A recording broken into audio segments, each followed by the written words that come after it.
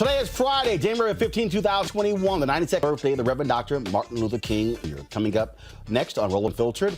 The feds say rioters to capture and assassinate lawmakers include Vice President Pence. An explosive story from the Washington Post. The attorney QAnon shaman is on Trump for a pardon. The woman whose daughter outed her on social media for being at the Trump rally, who got punched by a black woman and fired from her job for participating in the riot. And that black woman, she's been fired as a security guard. Republican Oklahoma Senator James Lankford is apologizing to Tulsans for questioning presidential results. And actor Nate Parker is here about his new film, American Skin. It is time to bring the funk on Roland Martin Unfiltered. Let's go.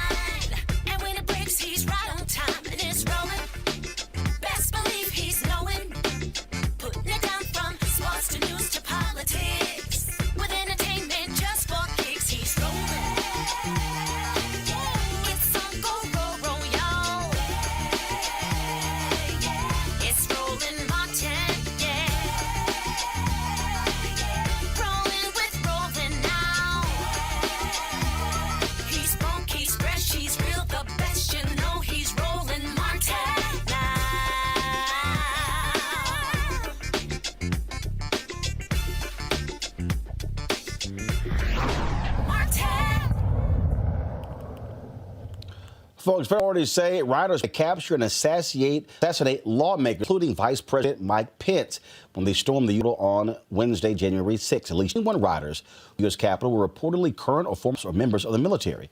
Them were highly trained. Now, prosecutors are saying there's strong evidence that the insurrectionists included cops and military members who stormed the Capitol.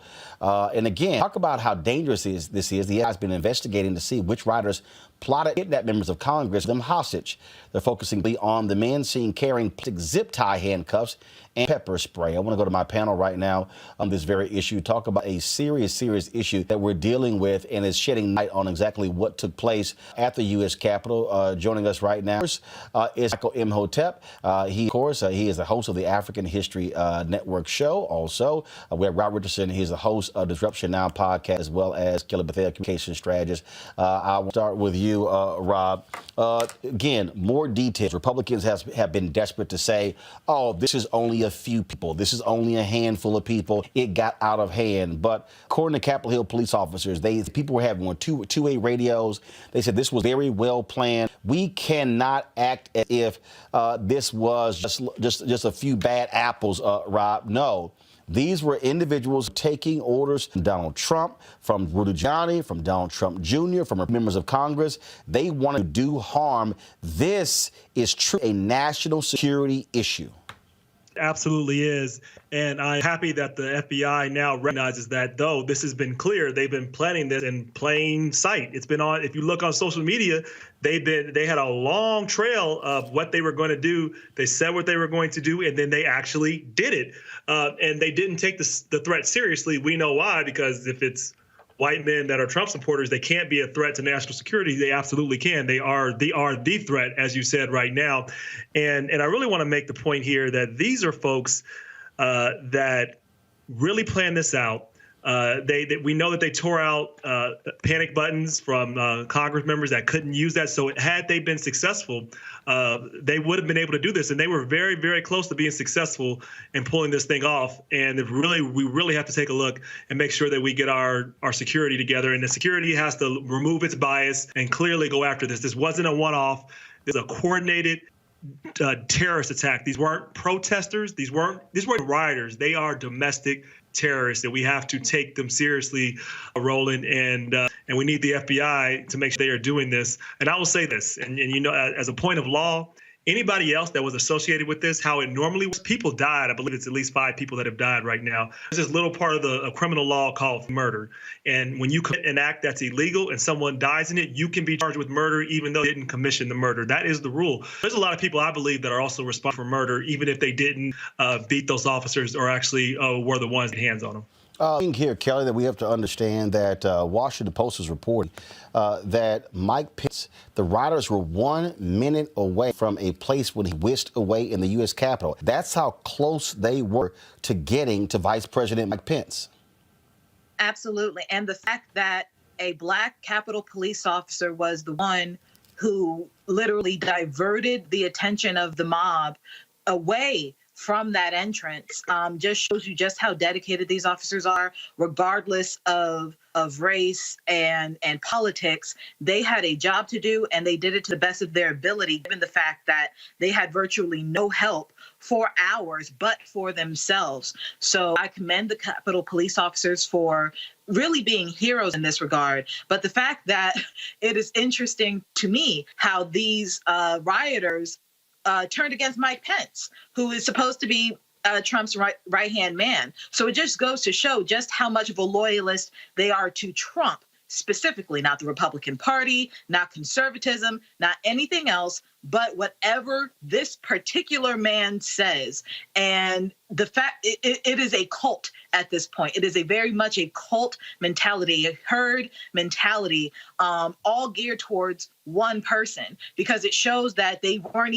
You don't even know what political party they were, because they were against everybody who was against Trump. But here's the deal, Michael. It's very simple. What these people were doing, Donald Trump had turned against Vice President Mike Pence. They were angry that Mike Pence would not break the law and reject the electors. They were targeting him as well. I mean, there's no doubt what was going on here, and no Republican can defend what took place. Every single one of them should be held accountable. Absolutely. And not only should they be held accountable, some of them are absolutely complicit. Some of them are actually, it appears, some may be actually complicit in the planning of it. But this goes to something even deeper. This goes to what is really being called a radicalization of a lot of these Trump supporters. It's something that we would hear in association with people who are members of ISIS, a radicalization. And also, this goes to understanding how ignorant many people are of the U.S. Constitution and of law. Mike Pence did not have the authority to throw out electoral college votes from swing states. OK, if he had that authority, then Joe Biden would have done that in January 2017. He would have thrown out the electoral college votes from Michigan, Wisconsin, and Pennsylvania, so Hillary Clinton could become president. And she got 3 million more popular votes than Donald Trump did. So when you look, and also when you look at the article from Politico dealing with the QAnon shaman, and you listen to some of these people, there was footage that was shown yesterday on MSNBC where they're on the Capitol Mall there, and they say we were invited here by the president. That's not the president's house. He didn't have the authority to invite you there. So when you look at, I mean, and all we got to do is go back to January of 2020, early 2020, January, February 2020, the State of the Union address that Trump gave, and Trump had to get permission from Nancy Pelosi before he can come into the House of Representatives and give the State of the Union address, because that's not his house. She controls that. So when you go through and listen to these various statements of them, this definitely sounds like a cult, but it also goes to how ignorant many of these people are about law and the Constitution, things like that. Or they don't care. I mean, they really don't. What I think, though, is that they don't care. They think this is, when they say it's their country, they have this view that they own the country and that these rules don't apply to them. That's for people like us. Like I actually saw a lady said they're treating us like they treat Black people in Black Lives Matter. Like, no, you're actually having the law apply to you. And they've been so used to getting away with these things that I think some of them are ignorant. That's probably the case. I think some things, very ignorant. Right. It just doesn't, but they think it doesn't apply to them. They just think these rules don't apply. That's how they You have different things. You have different things. Go ahead. No, I'm saying that I think it's a mixture of all of it, but more importantly, I think that they felt like they were truly disenfranchised. They really felt like they were slighted and betrayed by the government. They felt that Trump was supposed to be the president because they have been like Imhotep. Am I saying that correctly? I hope I am. He what he was saying about indoctrination. These people have been indoctrinated. They have been brainwashed into thinking over the course of 4 years that Donald Trump is supposed to be the leader of this nation, not just for the 2016 election and the 4 years thereafter, for as long as he wants to be the president. It is that indoctrination. It is that brainwashing, that cult mentality that these people are using and following and truly believing that prompted them to have that insurrection last Wednesday. There's no question about that, and they believe lies that's been told to them. They've been radicalized, but the only thing I would differ slightly in is that Trump is definitely the leader of it. He's definitely perfected the method, but he just got ahead of the train. He got ahead of the train. This right-wing propaganda has been going on for a while, and what he did is he took advantage of a climate at the right time. He weaponized it. He weaponized it. What he did is he made it mainstream. He invited them into the White House. That's it. Here's the people got to remember: Donald Trump hired a bunch of white supremacists. Yeah. Yep. Gorga, Stephen Miller. Yep. Bannon, Jeff Sessions as his attorney general, his first attorney general. This is who was around him. And see, this is why we had to be very careful. This is why back in 2016, leading up to the election, I was trying to explain to people that the presidency this is not just about one person. There were 4,000 positions he had to fill in his administration. You got to look at the people around him, people who are crafting policies, economic policies. The Department of Justice. This is not about one person. People thought that this was a popularity contest. Oh, I don't like Hillary, so I'm not going to vote. What the hell are you talking about? Elections have consequences.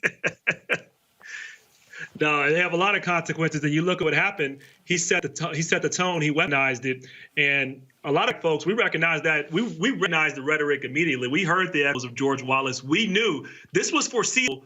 We talked about it on the show. This was not a surprise to anybody on this show. This was all foreseeable. We recognize the energy.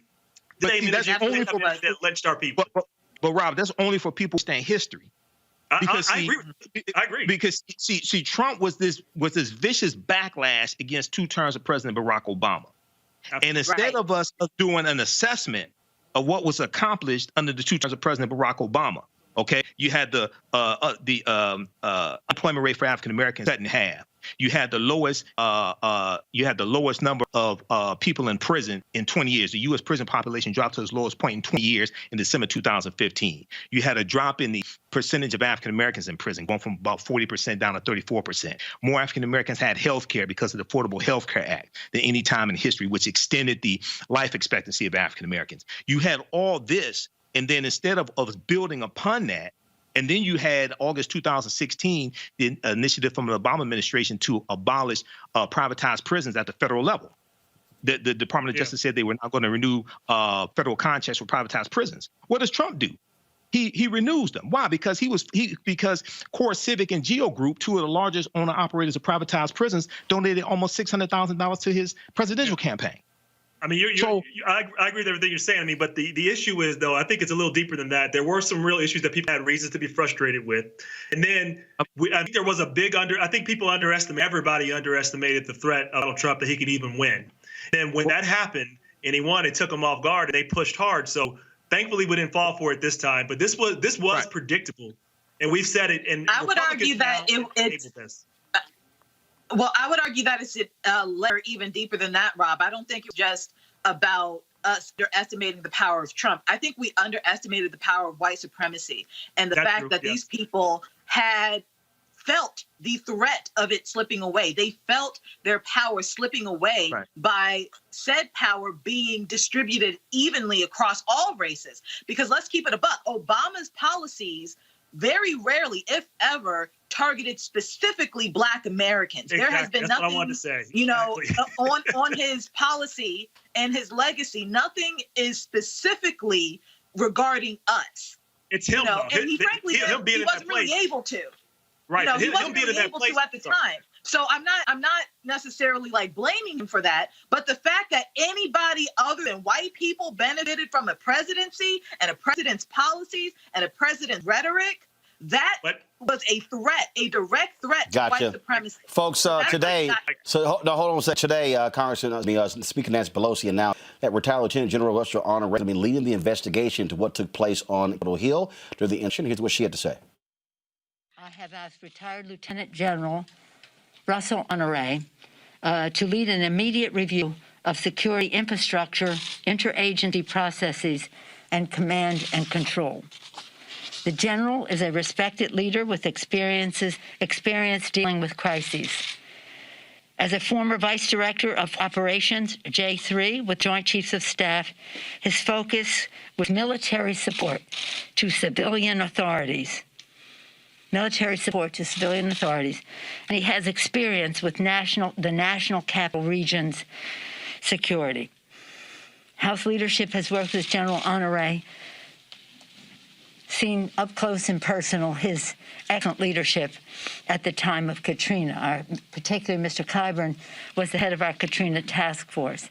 So he and I and others know full well how fortunate we are that the general has accepted as willing to do this. Members are moving forward with strong oversight from committees, of course, to have after-action review. There is strong interest in the Congress in a 9/11 type commission, an outside commission, to conduct that after-action review.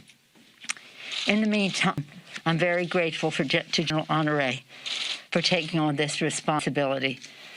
I dare say, Michael, that a important selection of General Honore. I think it is perfect as somebody knows sense to get down to the bottom of what till January 6th.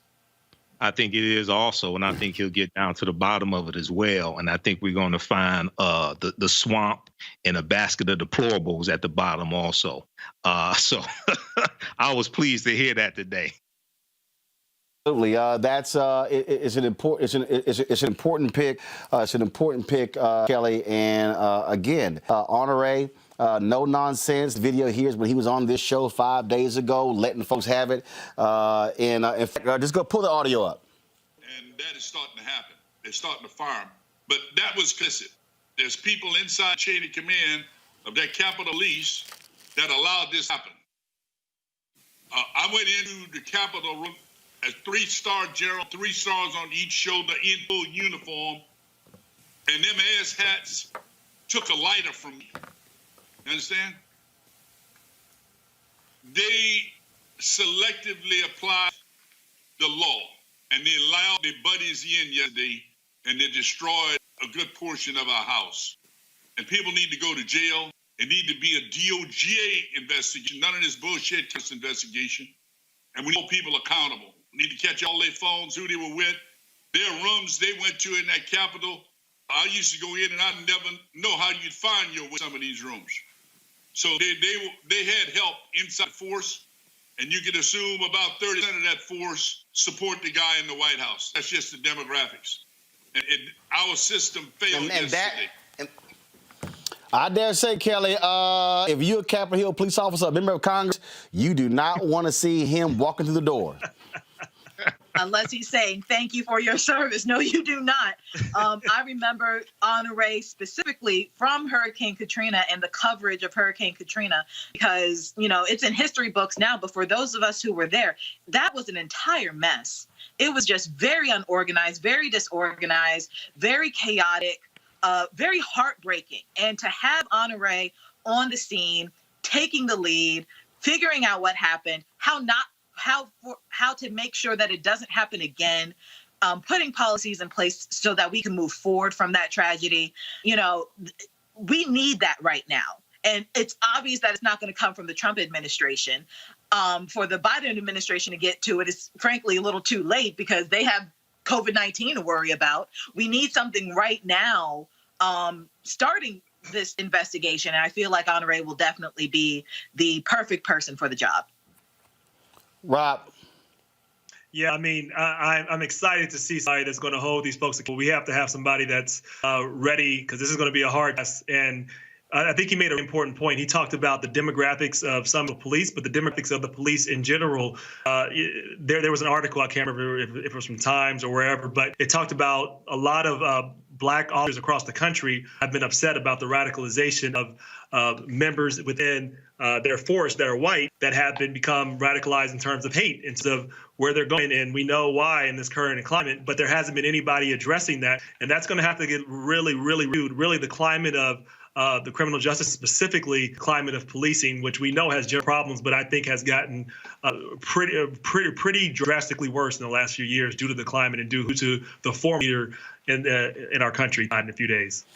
Folks, Republicans are doing lots of backtracking left and right. One of them is the senator from Oklahoma, James Lang. He was one of the Jim caucus who stood on the floor of the Capitol. He's talking about how, votes being used and how it was unfair. Well, let's just say folks in Tulsa are not particularly happy with Senator Langford. He has had an apology to them, saying that for not recognizing involvement in questioning presidential election results in them. Those have called for his removal or resignation from the 1921 Race Centennial Committee. Now, let us to, quote, my friends in North Tulsa. Langford wrote this. My action of asking for more information caused a fire suspicion among many of my friends, particularly in black communities around the state. Completely blindsided. Found a blind spot. What I did not realize was all of the attention about states like Georgia and Michigan was seen as out on the validity coming out of predominantly black communities like Atlanta, Philadelphia, and Detroit. Decades of fighting for voting rights, friends in Oklahoma saw this as an attack on their right to vote, vote to matter, even a belief that their votes made an election legitimate. I could assure you to give a voice to Oklahoma. Questions was never all to diminish the Black American. As the United States representing almost 4 million Oklahomans committed to hearing from all Oklahomans, answering questions, our challenges to strive towards a more perfect union. And I should have recognized how and what I did could be interpreted by many of you. I regret my blindness, that perception. For that, I am sorry. Blind spot, huh? Really? Blind spot? Okay, we knew exactly what was going on. Now is the state senator from Oklahoma, Kevin. Senator Matthews, how you doing? I'm doing well, Brother Roland. You accept this apology from Senator Langford? Well, it's not my role to accept this apology or not. It was my role to tell him not to do it in the first place. It was my role to tell him it was going to be offensive, that it was an affront to democracy, that black folks, and I even tried to explain to him not just the fact that first I said, to fight a free and fair election was an affront to those of us who won as a Democrat, as a black man, as a person that voted for the Biden-Harris ticket. I also explained to him how it was an affront to black folks that we had a first black woman become vice president. And as the goalposts continue to move, now we're going to ask for credentials over and over and over. And that seemed racist. I told him that in advance of this. And then after the incident, of course, he didn't follow through with his initial plan. But that was my role as a black man, as a senator, as a person that had a great relationship with this guy. And so, Roland, the last time I was on your show, I was a guest of his in Washington, D.C. at the National African American Museum of History and Culture around this issue, around what we were trying to do then.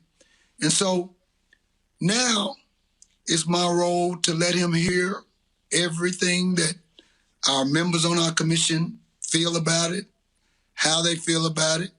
Let him hear what our steering committee and our members have had to say. And then we'll see what happens moving forward. The irony or the situation I'm in is that this state didn't newly find out that this was the reddest state in the United States. This is the only state in the United States that not one county voted for our first black president, Obama.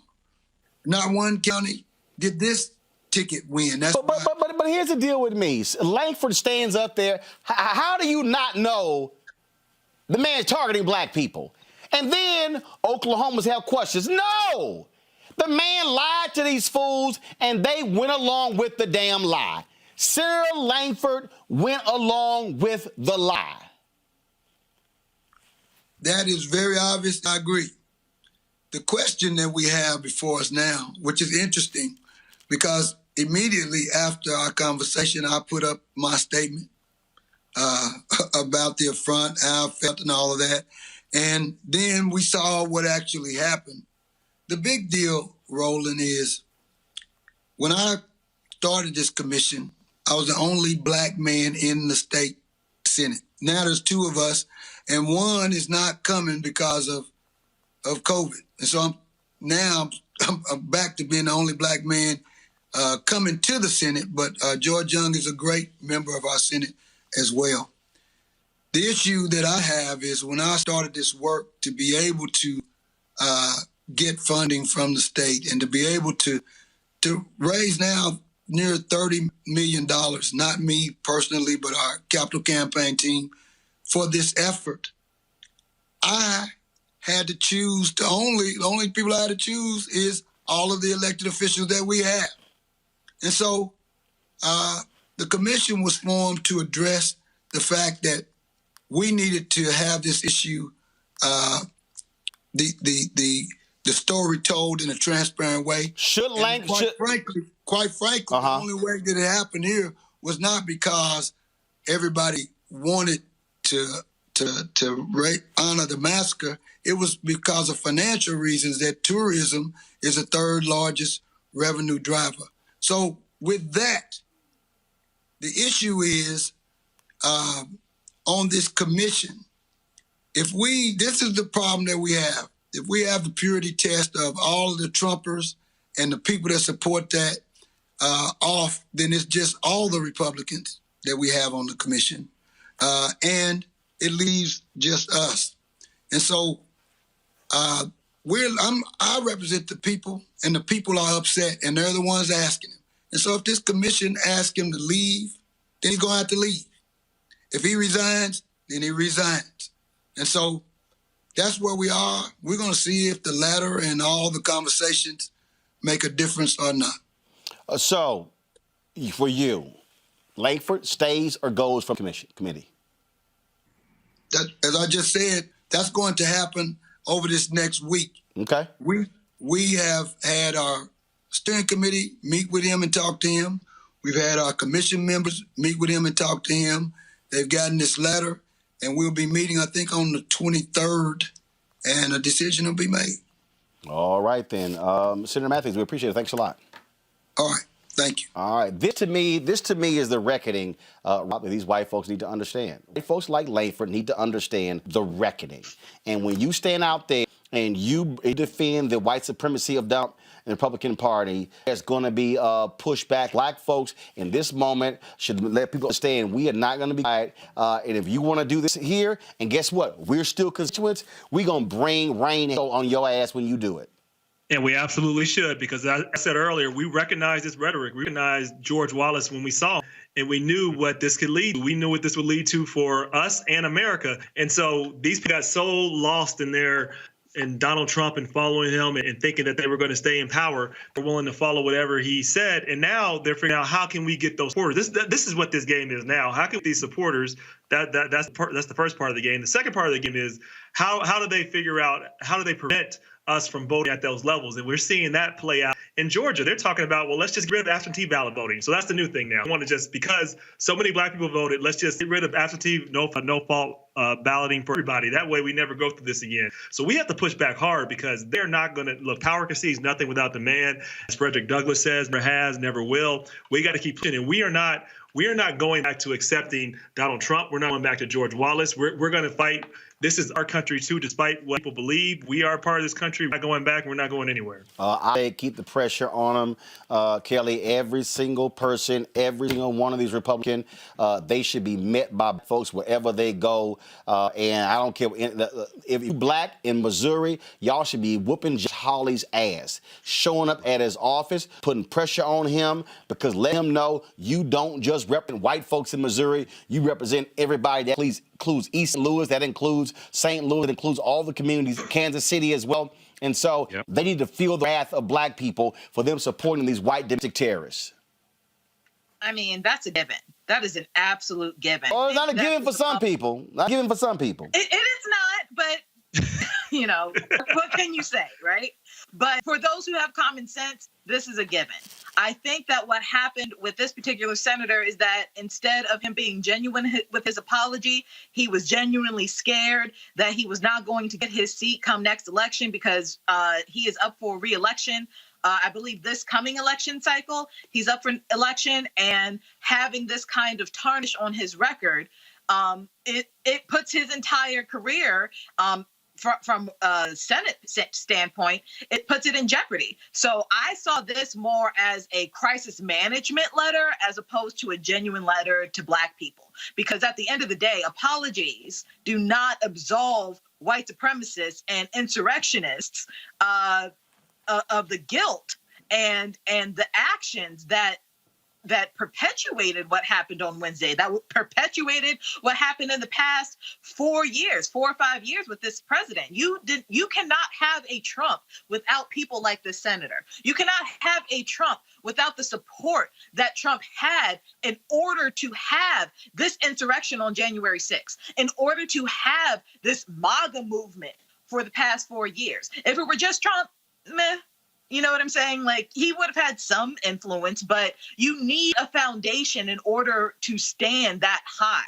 And he was part of that foundation. So this was definitely more of a crisis management issue than anything else. But more importantly, it'll be 100 years since the riots. And I believe it was around Memorial Day weekend of 1921. It'll be 100 years in May.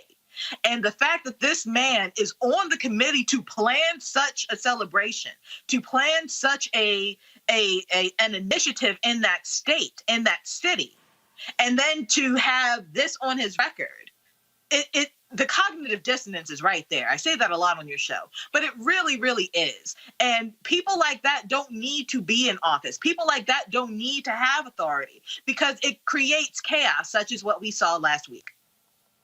Michael. You know, I read the entire letter. I read the article actually yesterday from the Tulsa World. And I'm sitting here and I'm like, either he's stupid or he thinks we're stupid. And the reason why I say that is because in the article, it says he arguably has been more involved with Black Tulsans and particularly the historic Greenwood district than any statewide Republican office holder in decades. Okay, well, if you are so involved, how is it that you don't understand that you are participating in disenfranchising African-American voters? Okay, this is on top of Trump having the challenges in the courts, challenging Georgia elections in Pennsylvania and trying to challenge Michigan and things like this, okay? And then the other thing is this ties into Georgia and the 2 Senate races in Georgia, okay? 1963, the state law that was put in place that was initiated by State Representative Denmark Groover. He was a segregationist. This was designed. This is what put in place statewide runoff races. Okay, it was designed specifically to keep African Americans from having statewide power, winning Senate races and things like that in the state of Georgia. So what took place with Reverend Warnock and him winning that Senate race, that was not supposed to happen. So you got. And what he's trying to do, what Langford is trying to do, and what Josh Hawley trying to do, they want to run for president in 2024. And they're trying to latch on to that. They're trying to latch on to that Trump coalition, but they want to be smoother with it. See, what we really got to watch for is somebody that is like Trump, but is smoother and better packaged and more intelligent. That's what we really got. Well, that's why I'm so afraid of Pence. That's exactly why I'm so afraid of Pence, because him and Pence. I mean, there's a reason why they were on the ticket together. They are alike in ideology. And I used to joke with my friends that Pence looks like an evil Colonel Sanders and then Trump just looks crazy. So, like, with Pence, especially when in the debates and his interviews over the past few years, he's very smooth. He's very pointed. And frankly, he's very conniving. But the difference, the point, first of all, I'm not scared of any of them. All right. Okay. I'm going to call out white supremacy. I'm going to call out white supremacy. The real issue here is that what they are trying to do is they are trying to stoke the flames. And they, like I keep saying, they want to play footsie with white supremacists. They want to sit here and they want to keep it. But see, in their minds, we keep y'all at bay, we could tamp y'all down. What they have now done by attacking the Capitol, they've now said, no, even y'all can't control us. And so now the DOJ got to put y'all down.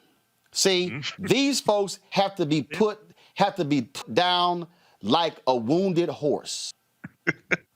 See, you don't play games with thugs.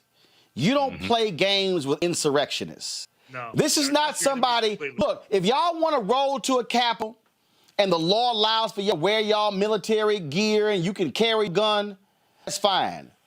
But when you start trying to break into the Capitol, when the doors are barricaded, look, hey, people are saying, I feel sorry for the woman who got shot and killed.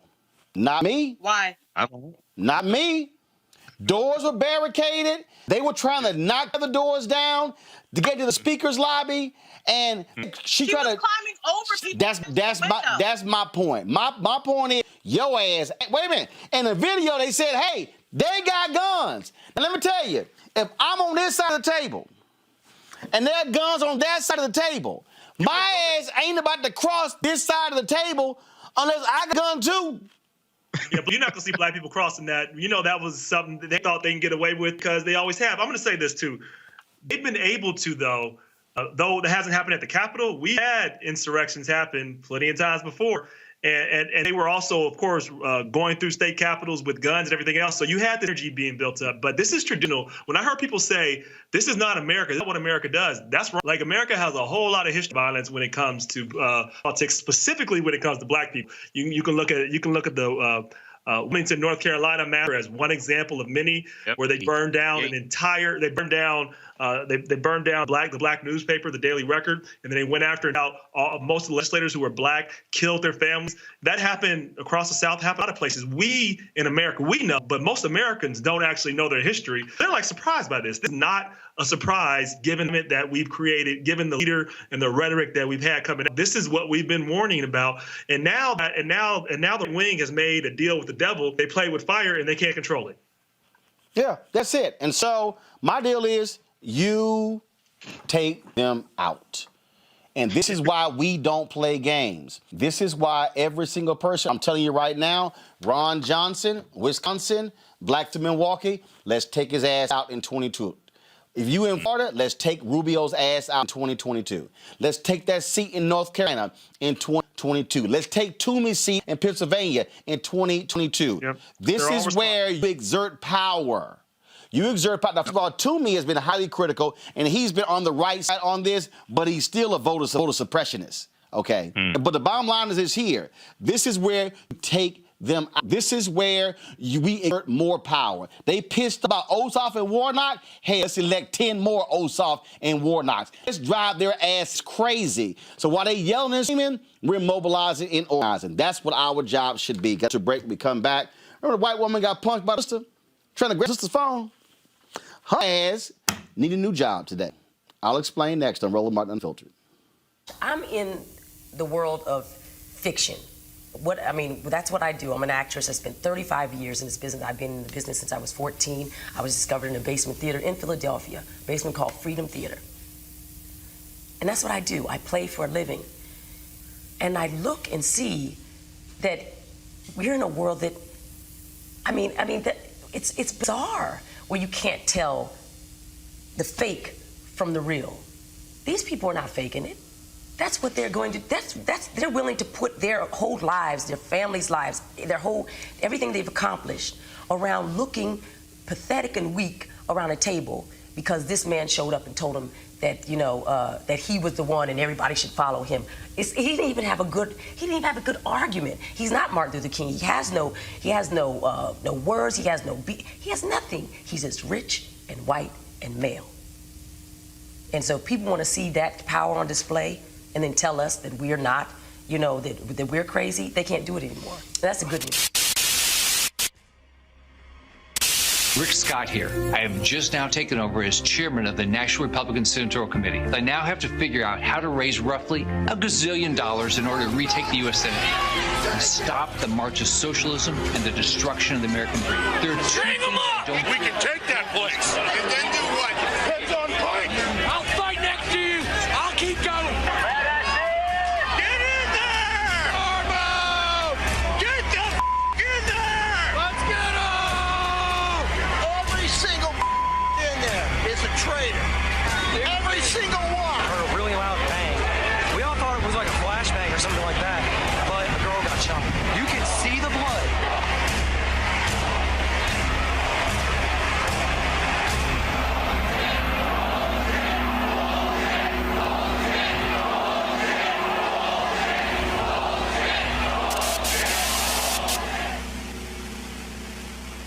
As I have said, the incursion of the U.S. Capitol struck at the very heart of our republic. We're going to walk down to the Capitol because you'll never take back our country with weakness.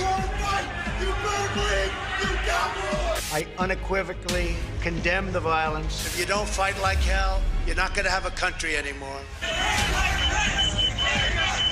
Making America great again has always been about defending the rule of law. The president, sources say, initially rebuffed bringing in the National Guard. We were repeatedly being told by the National Guard at the national level that we did not have authorization. Supporting the men and women of law enforcement. The Capitol police officer died of injuries from the attack. A second U.S. Capitol police officer who responded to the Capitol riots last week has died. We have seen too many riots, too many mobs, too many acts of intimidation. I just want to find 11,780 votes. Today I am calling on all Americans to overcome the passions of the moment and join together as one American people. All of us here today do not want to see our election victory stolen by emboldened radical left Democrats, which is what they're doing.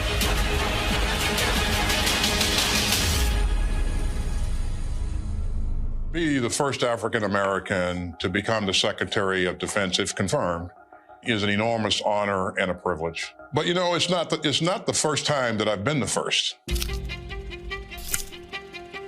Back when I was a lieutenant colonel, I was selected to be the operations officer for the 82nd Airborne Division. An African American had never held that position before, and later on I would become the first African American to command an infantry division in combat.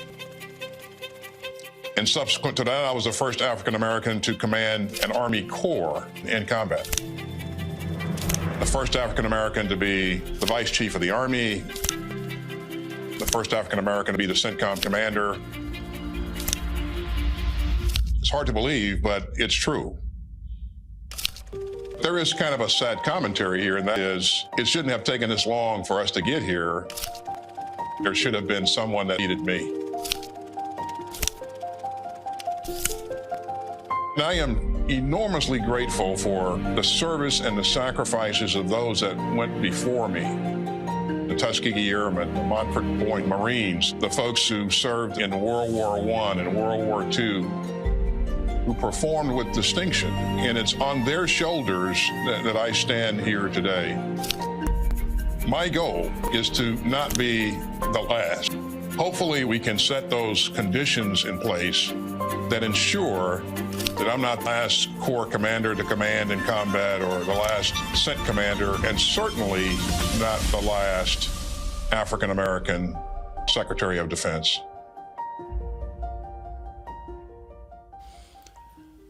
Do you have this video here?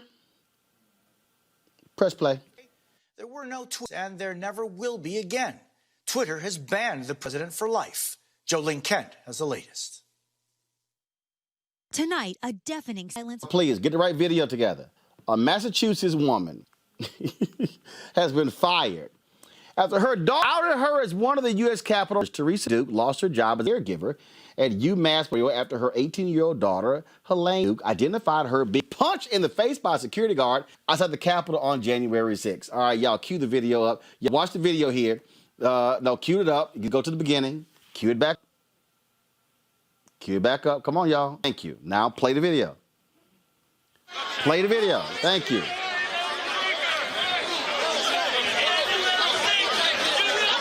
Smith, the uniformed security guard, punched Duke in the face after Duke tried to take her cell phone. Helene retweeted the viral video and said, "Hi, Mom. Remember the time you told me I shouldn't go to BLM protests?" Bring the audio down, please. Thank you. Bring the audio down, please. Thank you. Remember the time you told me I shouldn't go to them protests because they could get this you? Second video, Duke seen trying to explain that she was punched by the girl. Her daughter then commented, "Mom, I think you meant a powerful black woman you for it." UMass Memorial said in a statement late last week they're no longer employed at the hospital. You know what? Roll it again. I mean, see y'all, the quickness of the punch. She bloodied homegirl's nose. Go ahead, roll the video. Quick! Quick! I think right there, some top boxers will be pleased with the quickness of that jab, Kelly. I mean, it was definitely quick.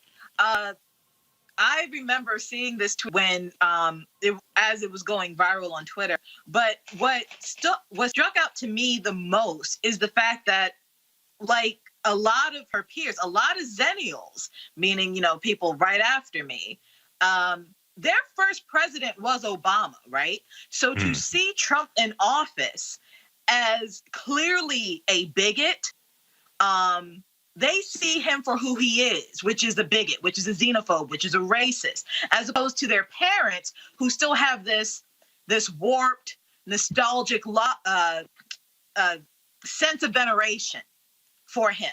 So the dichotomy of the new generation actually trying to be better than their parents against their actual parents who want to maintain the status quo. That's what I see in this tweet. This upcoming group of youth who are about to be voters very soon have no conception of overt racism because of the work that we did and my parents did and my great-grandparents and my grandparents did. And they don't have an example of that but for their parents. So you're going to see a lot of this conflict. You're going to see a lot of this tension in homes, especially white homes with children who have actual legitimate Black friends, not, you know, Black friends as tokens, just to say that they're not racist, but legitimate people that they grew up with, that they identify with.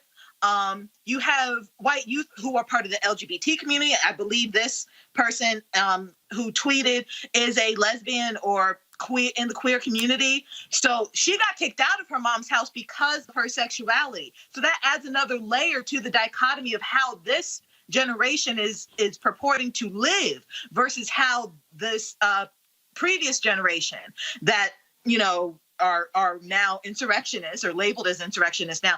You're going to see a lot of that tension now. All I know is this here. Aside from the video being funny. All I know is this here, Michael.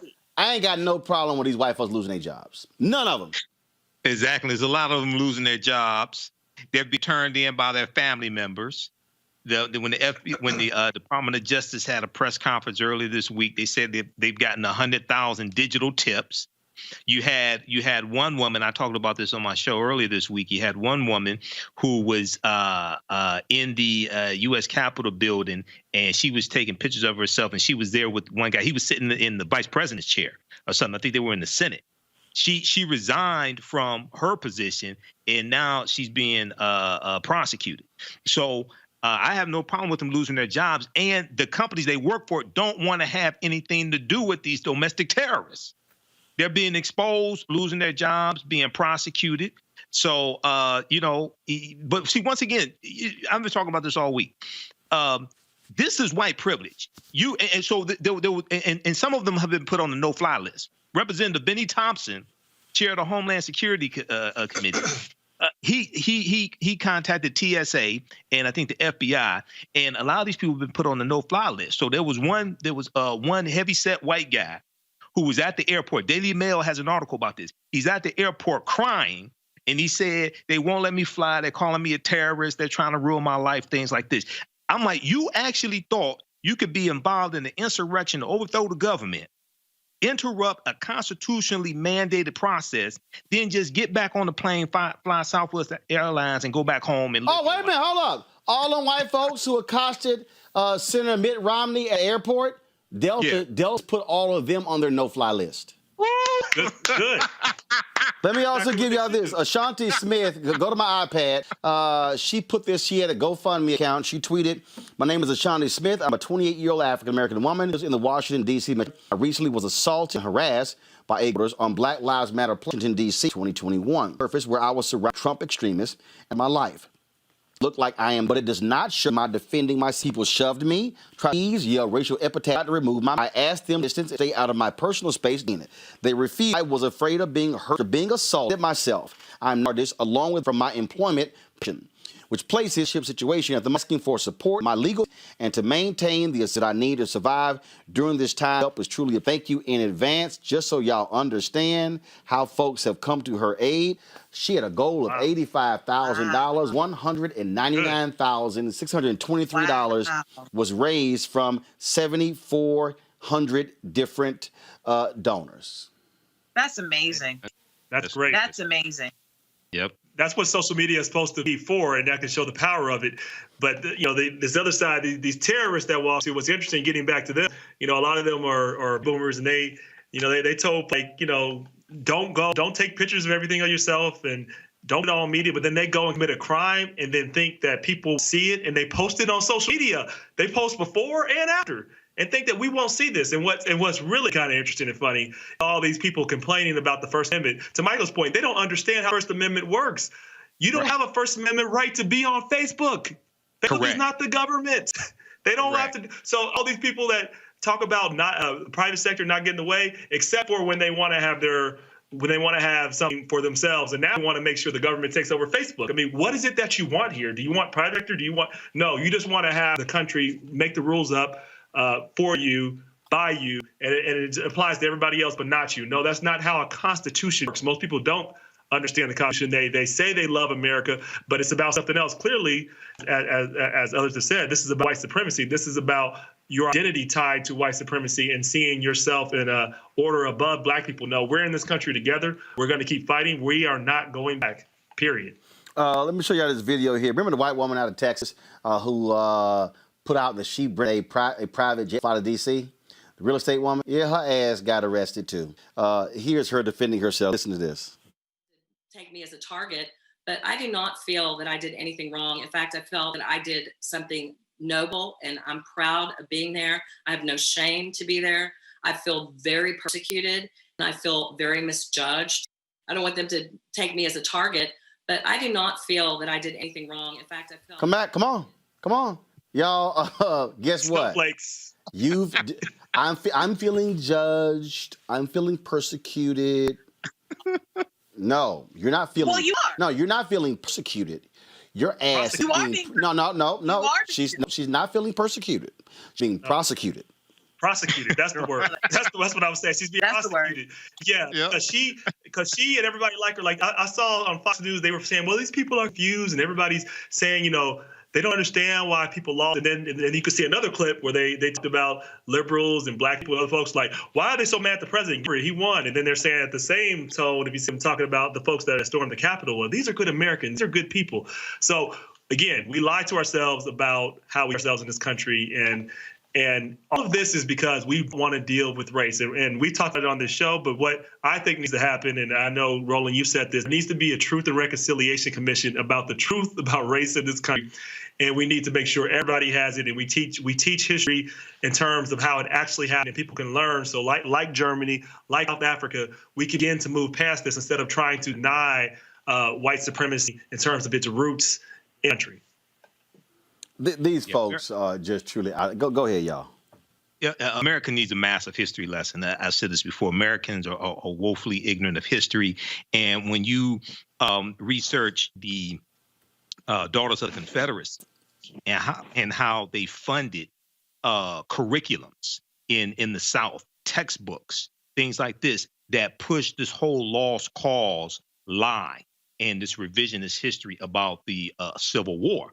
So we're dealing with the aftermath of this, and also people not understanding American government, civics being taken out of school, people being ignorant of the U.S. Constitution.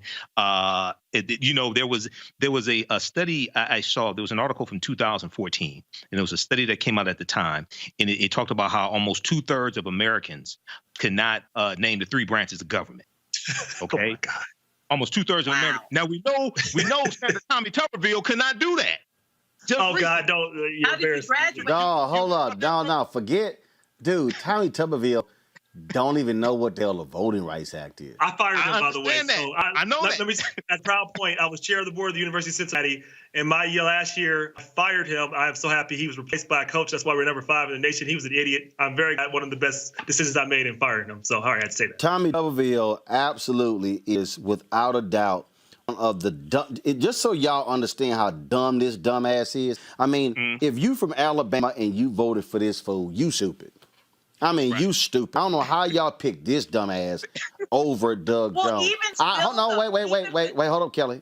I am going to play this video probably once a week, as long as he's in the United States Senate. That means for the next 6 years. This man is stupid. The Voting Rights Act was born out of the black belt in Alabama. Y'all listen to Tommy Tuberville when he had to explain what the Voting Rights Act is. This is not a daily show. This is not a late night show. This is literally Tommy Tuberville in his own words discussing the Voting Rights Act. The thing about the Voting Rights Act is it's, you know, there's a lot of different things to look at it as, you know, help. You know, what direction do we need to go with it? I think it's important that with everything we do, we keep an eye on it, run by our government, and it's run to the point that it's got structure to it. It's like, I mean, it's got to have, for some reason, we look at things changed to think we're going to make it better. Better do a lot of work on it before we make it. What the? I got nothing. I don't know. I'm saying, and he's a senator. See, this is what I'm trying to explain to people. Look, he's going to be one of the people voting on reparations. Oh, he's going to be one of the people who are voting on the John Lewis Voting Act. John Lewis Voting Act, right. the George Floyd Policing and Justice Act. What I'm trying to explain. We got to keep an eye on it. We gotta see if the chicken crossed the road and look to the left or to the right. We gotta see if the wool gets put over the head, because we gotta make sure that the cap pulled back far enough. What the hell, y'all? This is one of the 100 United States senators. The point I'm trying to make, Roland, is that a lot of our people say we want reparations. You don't understand. Reparations has to pass the House of Representatives and the U.S. Senate. You're gonna need 60 votes in the Senate. If a reparations bill somehow comes to the Senate floor, he's gonna be one of the dumbasses voting on it if they don't object to it through unanimous consent. Yeah, you don't need 60. What they need to do is get rid of the filibuster by majority vote. That's what they do. That's the first thing they need to do. But you may not even have 51 because you got Joe Manchin from West Virginia. You may, but see what it don't even hold up. It don't even matter if it's reparations, y'all. It don't even matter if it's that. Bottom line is what you're dealing with on the Republican side. You are dealing with some idiots. One of the people who was one of the leaders of the insurrection was Mo Brooks of Alabama. Okay, Yep. Paul Gosar of Arizona. Bibbs of Arizona. These are dumb people. Hell, I swear the second most U.S. senator is Marsha Blackburn of Tennessee. Yep. We need to go get the dumbass Louis Gohmert in the House. And then hold up, I got to deal with dumbass Matt Gaetz in Florida. I mean, so on the Republican side, it's a lot of dumbass people. Yeah. But even still, Kelly, go ahead. Brings me. Go ahead.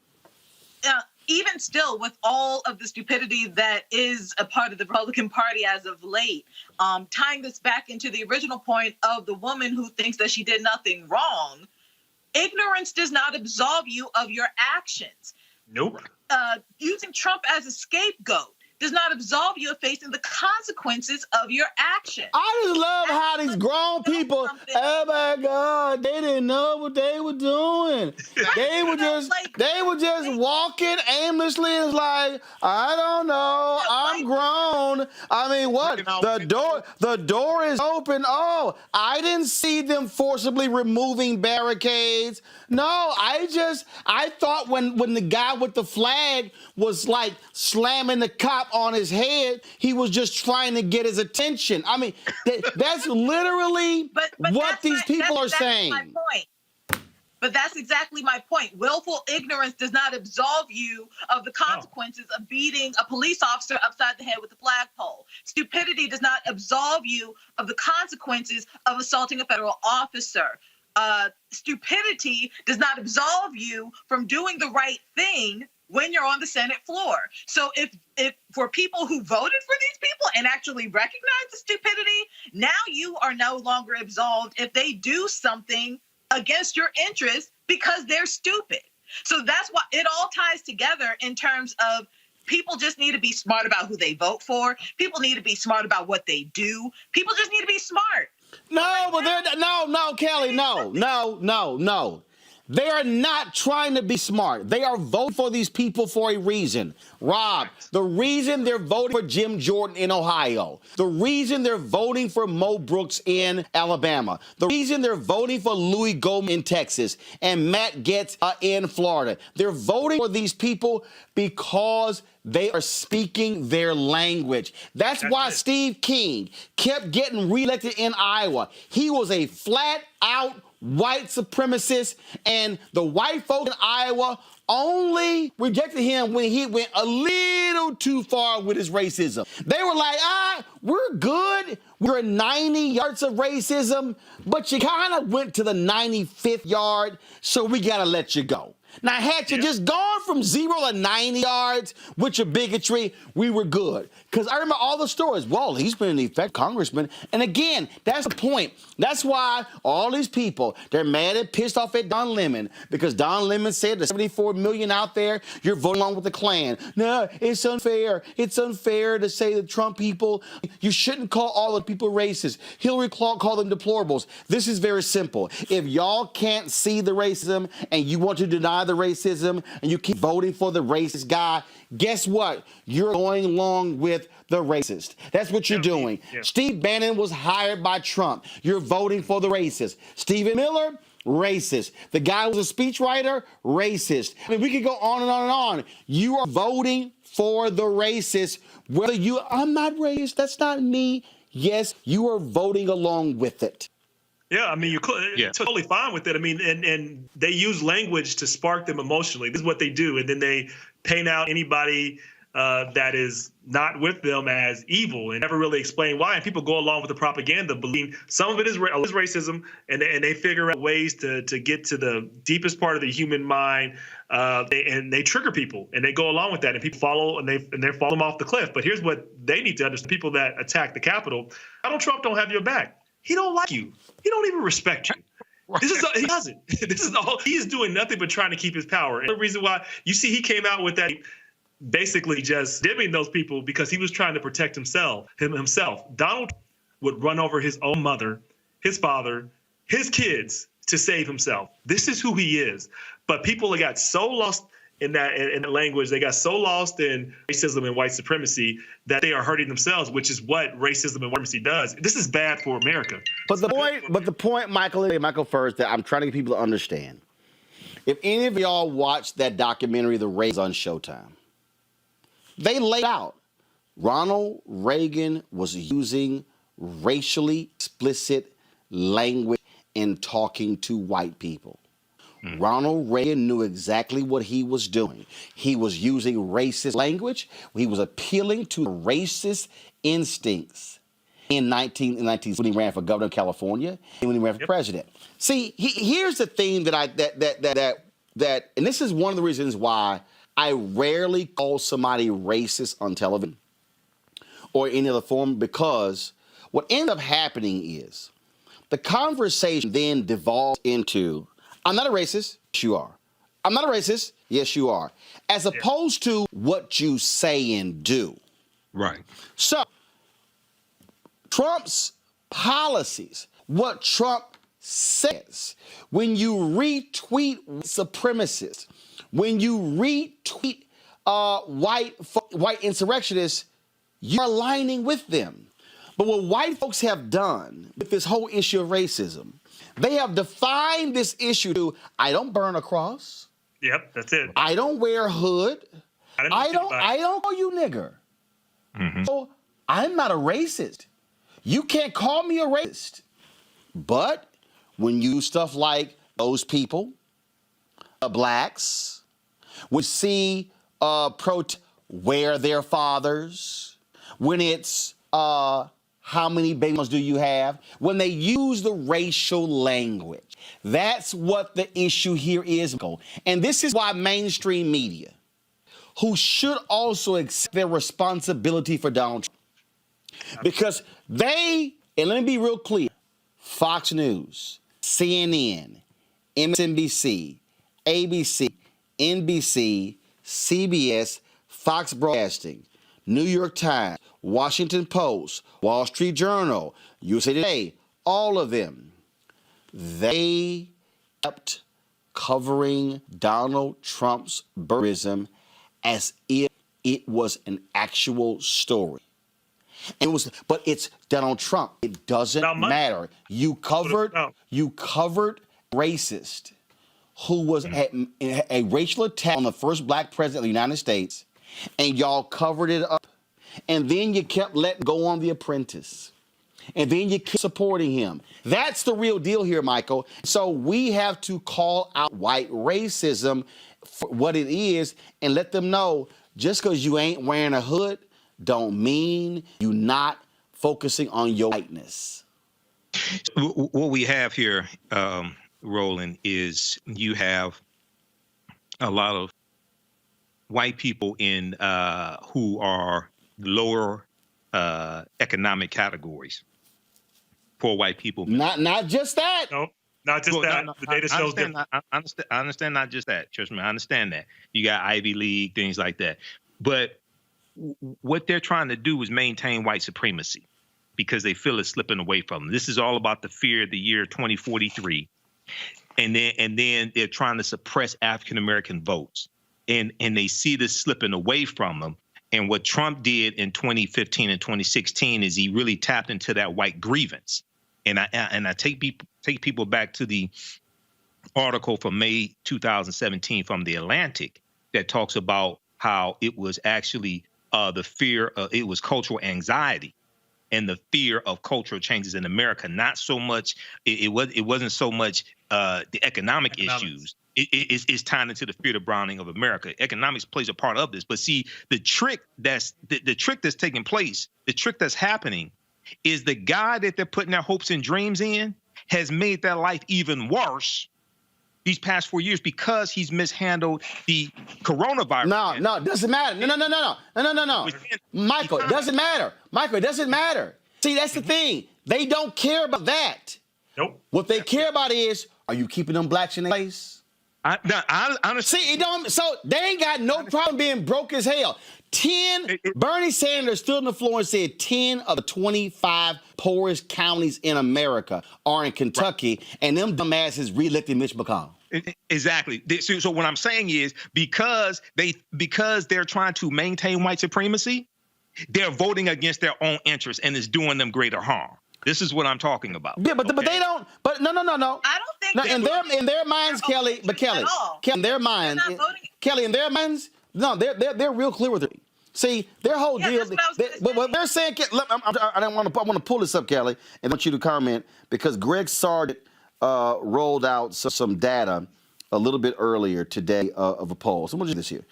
51% of New Washington Post poll. 51% say GOP didn't go far enough in nullifying the election. Go to my iPad. 56% say Trump bears zero blame for the insurrection. Go to my iPad, guys. Come on. It's right here. I need to pull it up. 66% says Trump has acted responsibly. But here's the other, in this same poll, Kelly, a quarter of the people in this make more than $100,000 a year. Mm-hmm.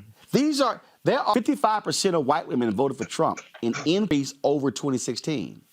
So I just need people, I believe we have to properly frame the racism and the bigotry, and we can't let people off the hook, Kelly, which is what mainstream media does. Go.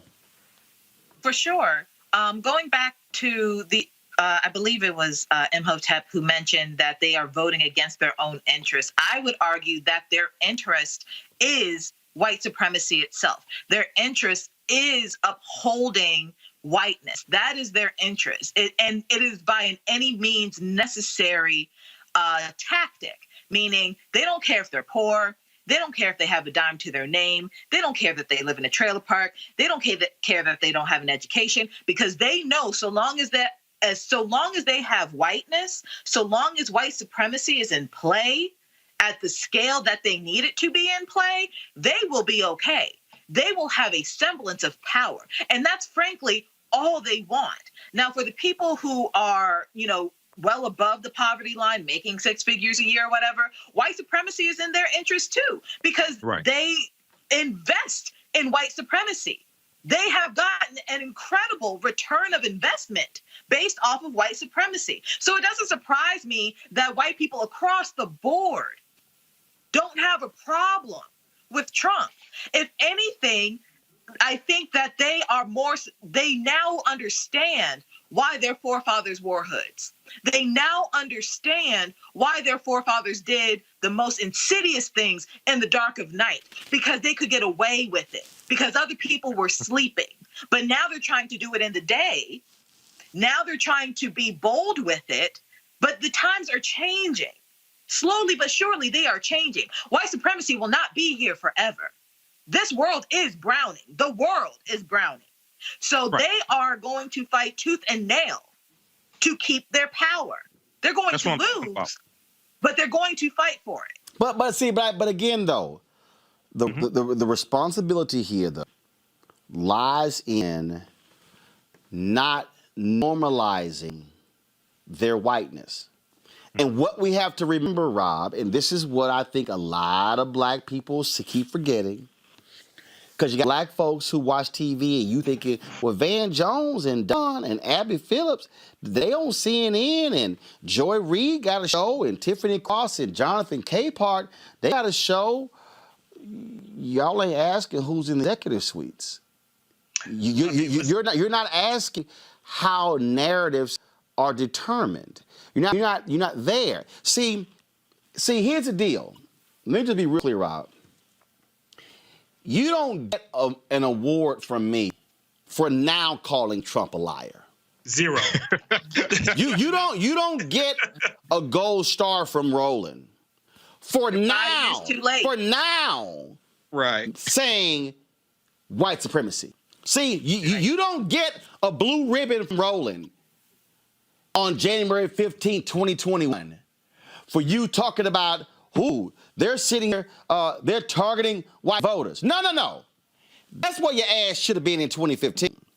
That's where you should have been in 2016 and 2017 and 2018 and 2019 and 2020. See, so now all of a sudden, if people look at so-and-so, Jake Tapper has courage. Look at so-and-so, this anchor, look what Chris Cuomo is saying now. No, where were y'all in 2015 and 2016? Yeah, I mean, they let it go, and by doing so, they legitimize they legitimize the craziness, and they made a deal. They made a deal with the devil because Trump. This is what Trump is. He is very good at this. He knows how to entertain. He knows how to get people and draw their attention to them. And so, the news media was willing to trade that off just to get people to pay attention. So they were willing to go with these false stories and talk about it and let it go because it helped their numbers. It helped them make tons of money. And frankly, they probably are sad to see him go, kind of, because they have to figure out what to talk about now when they can't just talk about Trump. But yes, they are absolutely complicit in every single way. And how they define the narratives. I mean, there was this, and Lemon talked about this, there was this obsession with, we have to understand the Trump voter. We have to get to them. What we got to do is make sure we keep people engaged, keep them voting, so we can keep that voter, if that's what they want to do, from actually getting in power, because we know what that's going to do. It's going to destroy the nation. Like, we have to make sure people are more involved, and we do nothing to normalize any of this behavior anymore. Right, and I think our responsibility, and I want us not to let people off the hook. Right. Because see, in this moment of unity, it's wonderful. You lose sight of what's happening in Georgia right now. Yep. Mm-hmm. You lose sight of what the Republicans, the white guy who beat the sister for the Supreme Court Chief Justice in North Carolina, has been firing all of the staffers. Democrats went from a 61 majority to a 4-3 majority in the North Supreme Court because they want him to be in power. I saw a story the other day where the Arizona governor, he is leading the Republican effort to control state Supreme Court. See, everybody keep focusing on Washington, D.C., down the street, 6-3. No. Y'all don't understand. If they control the Supreme Courts in Florida, Mississippi, Alabama, Texas, Tennessee, Arkansas, Louisiana, North Carolina, South Carolina, Georgia, Virginia. See, more laws are actually determined there than this U.S. Supreme Court. Right. See, I'm trying to get our people, because I need people to understand why I keep the conversation on you don't let it go off rails. Mm-hmm. Because, see, if we allow this conversation to start sidetracked, this issue and that issue, no. You got to stay right here. And we got to keep our people right here. And see, while they are sitting here trying to distract, while Langford wants to distract with his apology, no.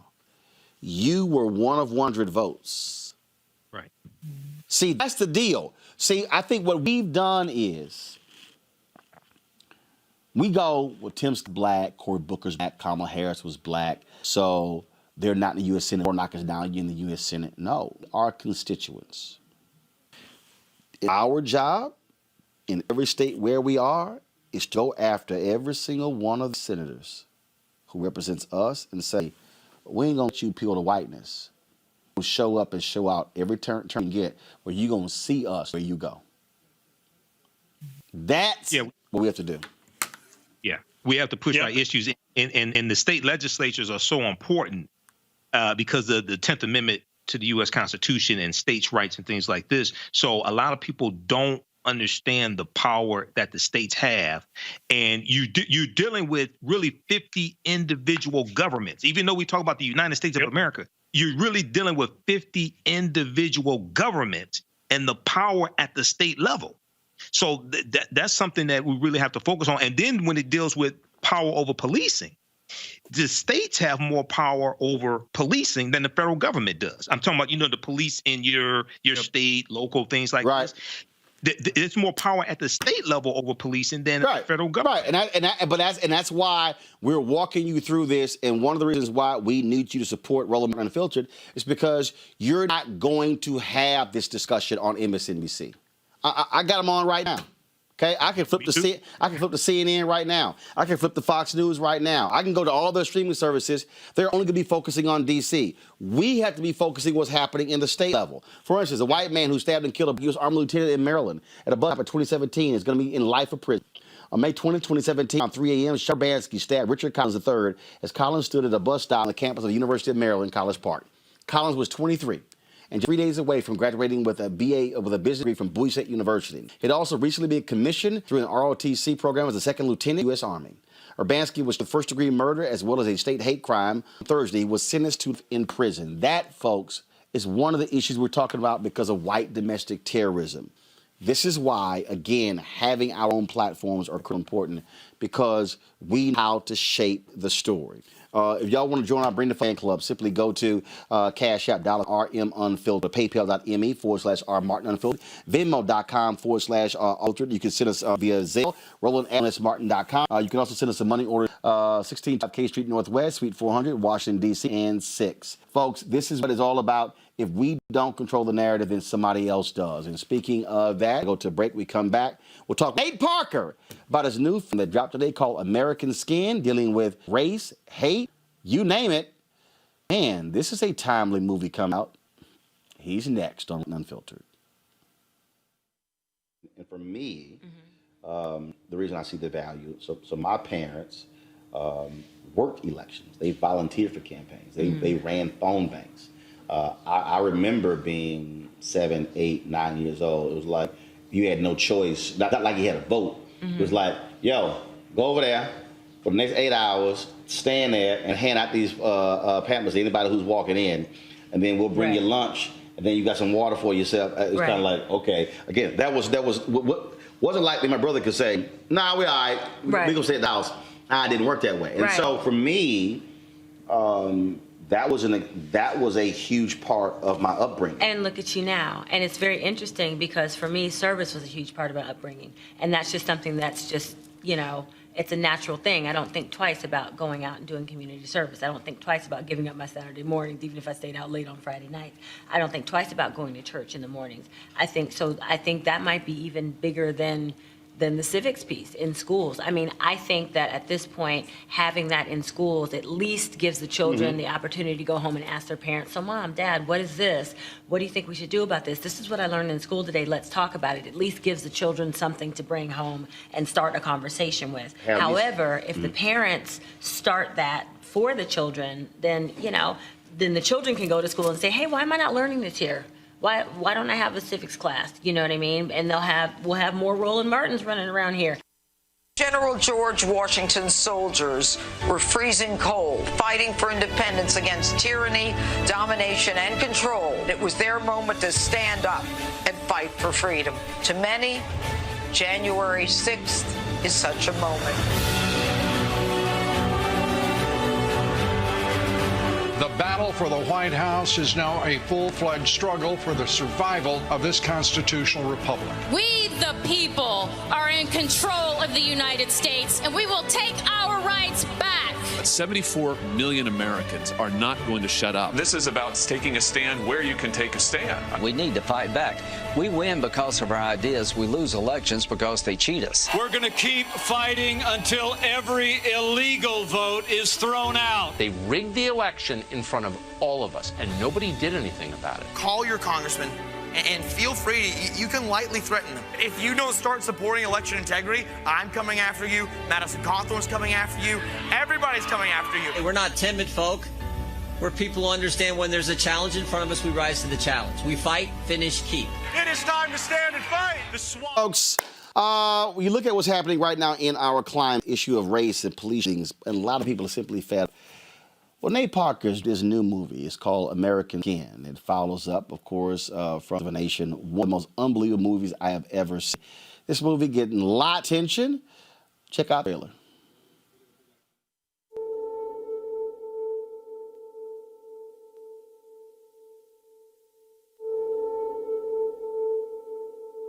You remember me? How you doing tonight? Doing well, officer. Can I see your driver's license, registration, and insurance, please? Of course. My license is right here, my wallet. It's all right, son. You remember the night in July? Hands up! Hey! Wait! Put the phone down! Put that phone down! Sorry, it's a phone! It's a cell phone! It's just a cell phone! You knew he was unarmed. Get to the car and put your hands in the air! Officer, please, he's just a kid! You pointed your gun at him. Okay, get out of the car, son. Easy. You pulled the trigger. Put the phone away! Put the phone away! The grand jury determined that no probable cause exists to file charges against Officer Randall. This is my son. This is my little boy. You took that from me. The world took that from me.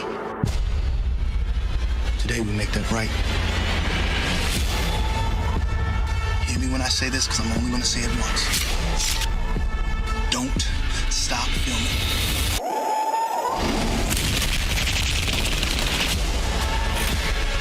You should just give up now. Why are we the only people in this country that are expected to do things without violence? I didn't mean to kill your son. What you did. I did what I was trying to do. I just want justice. That's all I want. This is your jury. The deciders of your fate. Today, you will be tried for the murder of my son.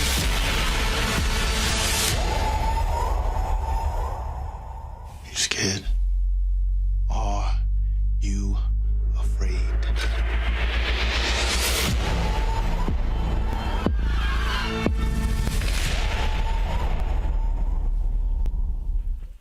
Nate Parker, welcome back to Roland Martin Unfiltered. Good to see you, brother. It is always good to be here with you. Man, you sent me this a year ago to check out. It's now, it's out. It dropped today. It is getting lots of attention. And what was the motive for you to say, I got the story this way? Well, it's interesting for me, my way in. I got custody of my nephew, who was 13 at the time, and brought from the neighborhood that I grew up in Portsmouth, Virginia, and brought him here to California, put him in a very school, and he would ride his bike to school, and then Brown got killed, murdered, and I'm watching the news with my nephew, this beautiful, dark-skinned, 6 foot, 13-and-a-half-year-old, and he turns to me and says, "Oh, Nate, what do I do if when I'm riding my bike, I get pulled over by the police?" And, the immediate reaction was like, well, it's me. You call me, I'll be there wherever you are. And then I said, well, don't pick up your phone. Don't grab for your phone. Just slow down, put feet down very slowly, put your hands up when you can, make eye contact so we can see your face, see you're not a threat, so he can see your humanity. I'm talking to him about how to conduct himself, and he's looking at me with his eyes bulging. And I realized very quickly that I'm traumatizing him, that me and all of my attempts to push us forward and be involved with activism, I don't have an appropriate or sufficient answer for my nephew, who's now at a great school, to protect his life. It was as if I took him out of the frying pan into the fire. And I thought to myself, I said, I got to get an answer for him, and so went to Ferguson, went to, when Aaron Garner got killed, went to New York looking for an answer for my nephew, and realized the dysfunction when it came to addressing these violence in our country, and decided to attack it with my art. And that is when I started the kernel of that idea of how do I force this conversation between these two groups of people. Of course, those who are being murdered and those who are murderers in the system that perpetuates that behavior. And out of that need to answer for him, I wrote this script and then shot the film. The thing that jumps out, that line that you just said in the trailer, all I want is justice. And that's the one thing we constantly hear in this scene where the DA announces no charges. And it's case after case. It is very rare. First of all, it's rare for an officer to get charged. Even rare for them to be found guilty. Mm-hmm. And becoming more and more rare every day. When people talk about progress, the reality is when you look back, you look at Rodney King and how he was beaten into within an inch of his life. Those officers were charged. There was a trial. That how they handled that trial and all the things that they did to ensure those officers wouldn't face any type of prison time. But then you fast forward, brothers and sisters are dying, and they're literally saying, "Oh, so what?" It's like it's the biggest middle finger to the humanity of Black people's country, because there's no reasoning, dialogue. They show a picture of a cop throwing a barbecue for some Black kids, and they show a picture of a cop hugging a Black kid on Instagram, and all of a sudden we forget. But I guarantee that Michael Brown's father right now, wherever he is, mourning his son. Tamir Rice's mother right now, wherever she is, she's mourning her son, and the list goes on and on and on. The question is, where's the backstop? What point do we do something differently? In this movie, he's taking out justice, vigilante. And we'll have people who will say, man, I wish I could do that. Mm-hmm. And you clearly are not trying to say, do this. But through the art, you're really speaking to just the anger and frustration of nothing being done to actually fix the problem. That's exactly right. That's exactly right. How many mothers and fathers seen these videos of these Black children being decimated in the streets, said to themselves, I hope that doesn't happen to me. And really not really having a response if it did. This film isn't instructing anyone to do anything. And it's not, and it offers, as you saw, more questions than answers, really questions of what are we willing to do to change the narrative. I don't want to be in that situation with my nephew. And this film, in some ways, is just a cautionary tale. It's saying, let's force this conversation now and have it within the context of art, so we don't have to see this happen. With or without this film, if this continues on, we will see much worse, because we love our children desperately. I know I'm willing to die for mine. So this film was for me to create a full stop. We talk about the conversation between law enforcement and the citizens that they terrorize, but we never have the real conversation. We talk about the conversation. And I think that the systemic the way that the infrastructure around law enforcement, how policing is not only enacted, but how the curtain between these peace officers and us, it is so strong that you couldn't just walk up to a cop and say, hey, can we have a conversation about the things that are happening in America? So this character, Lincoln Jefferson, he has no choice but to force that conversation. And we are able to have a private moment in public meeting for the audience to see. Questions from my panel. I'll first start with Michael Motep. Sure. Michael? Okay. Hey, how you doing, Nate? It's good to have you Peace, on. brother. Great to be on. Thank you. Question for you. Did you see similarities between the Nat Turner movie that you did, Birth of a Nation, and the portrayal of Nat Turner and Nat Turner's fight for justice? Did you see similarities between that and the character that you portray in this movie? And by the way, I did get your book, The Birth of a Nation, Nat Turner and the Making of Movement. That's the official tie into the movie as well. It's an excellent book also. Thank you. Well, to be honest, I think that there are similarities not only between The Birth of a Nation in this film, but also Malcolm X and Harriet and the film that was done Tucson.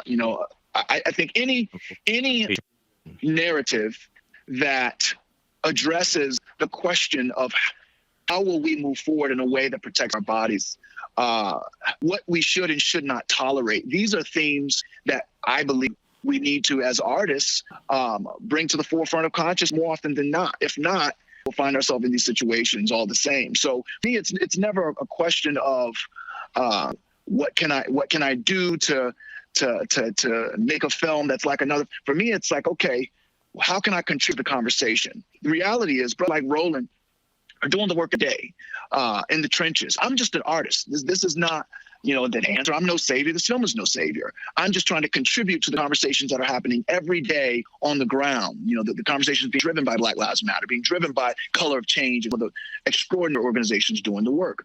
I just think that we should do, as Nina Simone says, artists, we have to reflect the times. It offers an intersection without us actually having to deal with this actual situation in real life. Mm-hmm. Question from Kelly. Mm-hmm. Hi, Nate. It's a pleasure to meet you virtually. Hello? Yeah, go ahead. He got you. Okay. No, I'm sorry. I'm very excited for this movie, first and foremost. You always hear when you're talking about creative processes about art imitating life. In this case, this is more or less art depicting life. And coming from your movie Birth of a Nation, your creative process, I can imagine, was a little bit different because there was a historical reference to it. There was a historical distance from the current day to, the day of Birth of a Nation. But this movie is talking about now.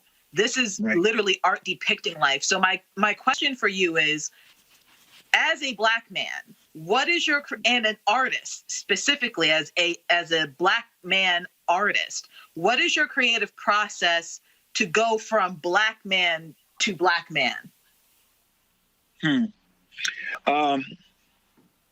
I think my process, it's rooted in my experience, in the same way that I wake up and wonder what I'm going to intersect in life that may challenge me or put me in a position where I either have to cower or have to stand and fight, and what that means for my family.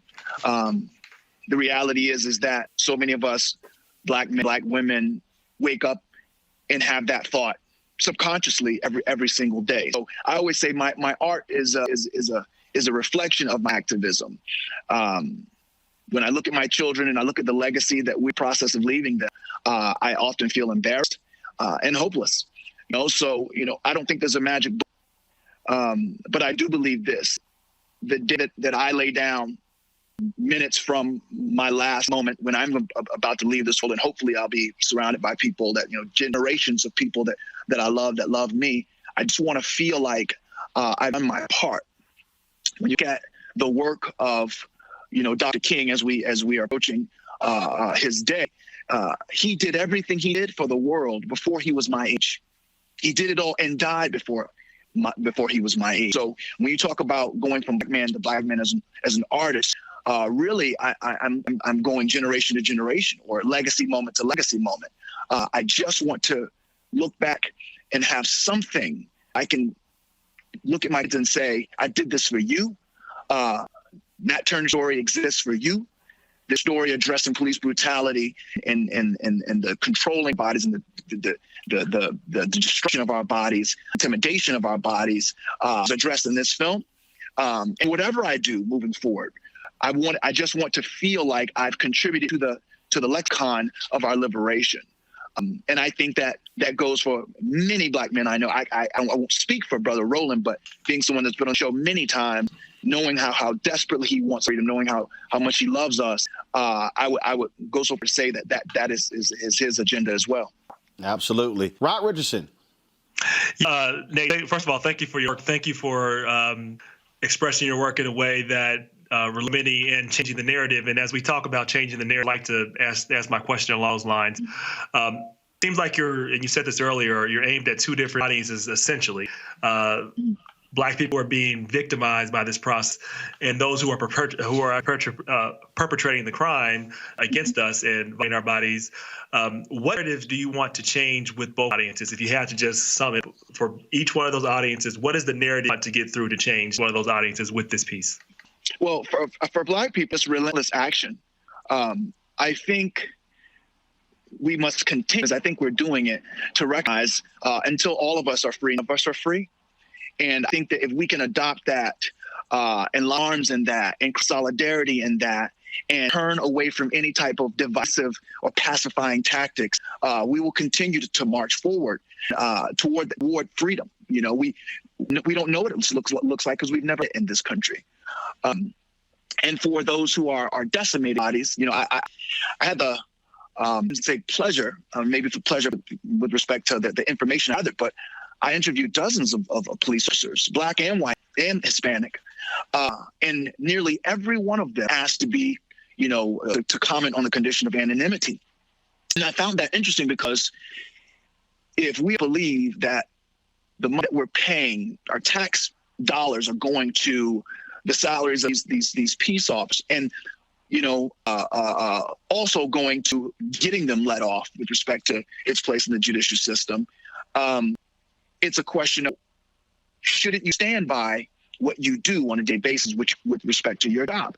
And it's not the case. I talked to officers that said anyone that tells you that they don't racially profile, or they're just not telling you the truth.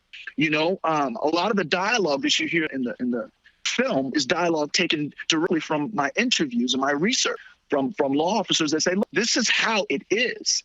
And my challenge to law officers, to us, and anyone that watches this film is to ask ourselves, are we satisfied with firing one officer that kills one person and that being the end all to that pain, that being the healing process? Or are we willing to commit to destroying or reconstructing the very system that creates that widget, right? Because I'm a big believer in programming.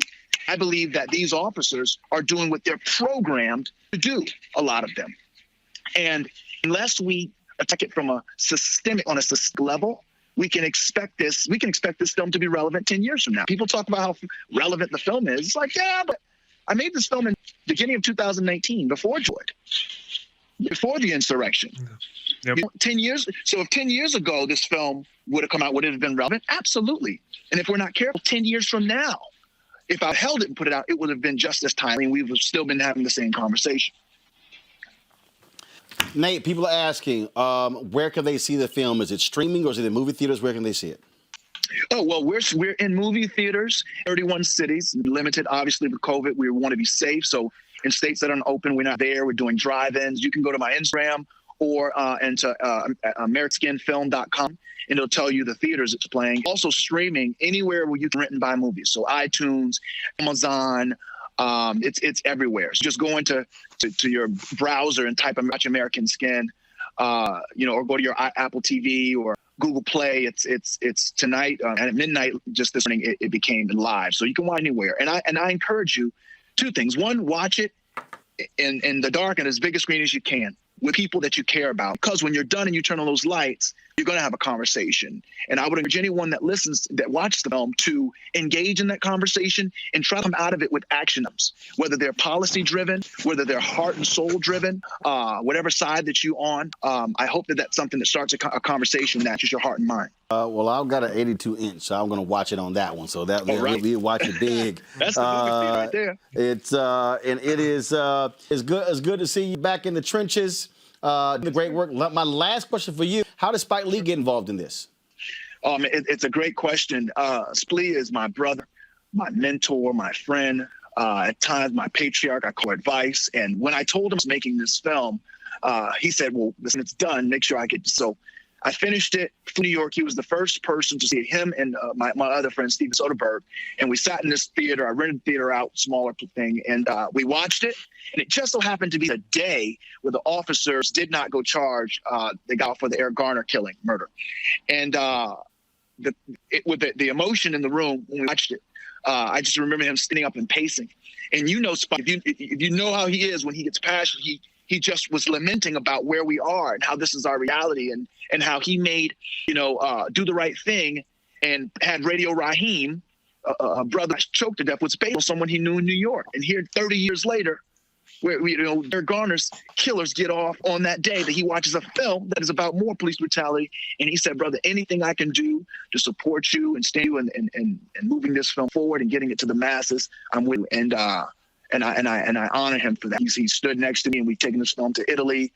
Did very well in Italy, did very well in Spain. And these are people that don't speak the language. So I just hope that people continue to see it and have the dialogue. The hard dialogue creates the type of healing that we need. Folks, the movie's called American Skin, starring Nate Parker and Amari Hardwick. Hey, we appreciate it, brother. Thanks a lot.